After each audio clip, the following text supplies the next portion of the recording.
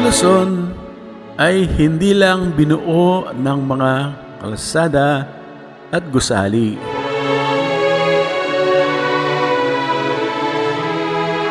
Binuo rin ito ng mga higanteng bantayog na gawa mismo ng kalikasan.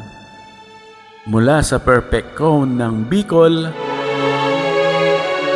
hanggang sa Great Wall ng Luzon na Sierra Madre.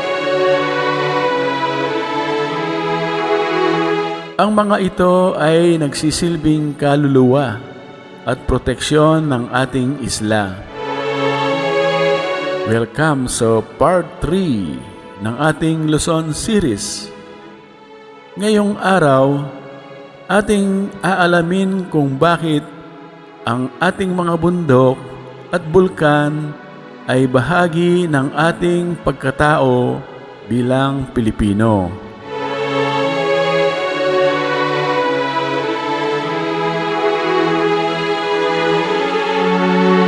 Sa timog bahagi ng Luzon, matatagpuan ang Bulkang Mayon, kilala sa buong mundo. Sinasabing pinakamagandang bulkan dahil sa perpektong hugis nitong imbudo. Siya ay may taas na 8,223 pie. Noong 1814, sumabog ito na naging sanhi ng kamatayan ng 2,500 na tao at pagkawasak ng maraming kabahayan. Ang Mayon ay higit pa sa isang atraksyon. Para sa mga Bicolano, ito ay simbolo ng katatagan.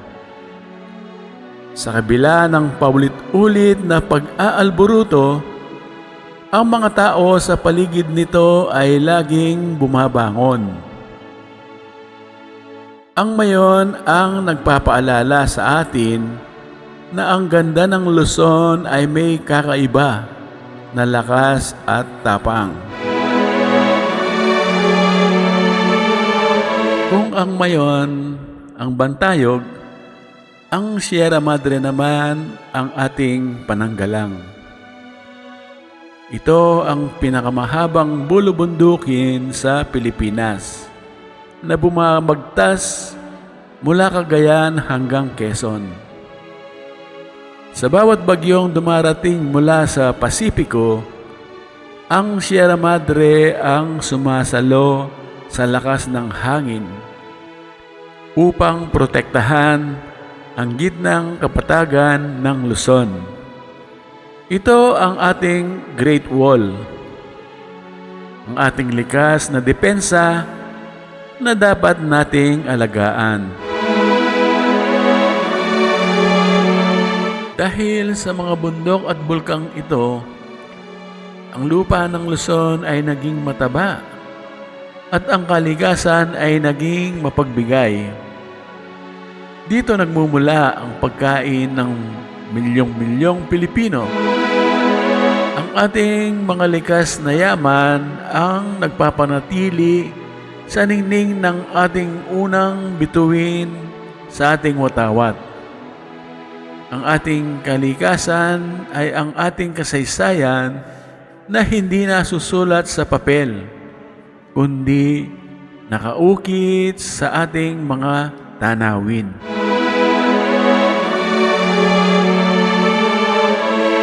Ang Luzon ay sagana sa ganda at proteksyon. Pero sa dulo ng islang ito,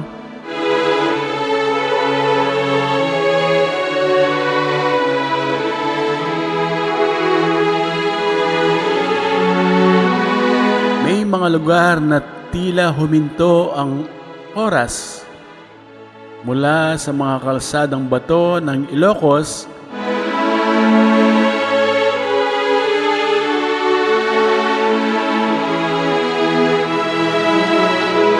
hanggang sa mga isla ng mga bagyo sa Batanes.